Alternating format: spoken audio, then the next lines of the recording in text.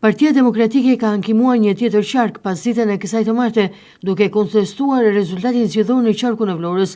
Në shkresën zyrtare të koalicionit të Partisë Demokratike dhe Aleancës për Shqipërinë Madhështore, kundërshtohet rezultati i votimit në qarkun e Vlorës, gjithashtu kërkohet pavlefshmëria e zgjedhjeve të 11 majit në këtë qark, sikurse edhe përsëritjen e zgjedhjeve në të gjithë qarkun e Vlorës.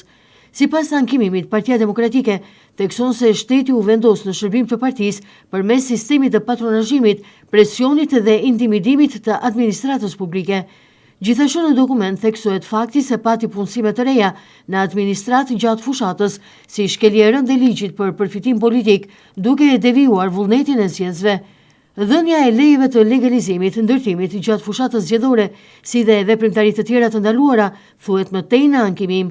Një tjetër pikë e rëndësishme të cilën e konteston fort Partia Demokratike është manipulimi kriminal i votës së diasporës, që sipas saj ngre dyshime serioze mbi integritetin e votës së diasporës në tërësi.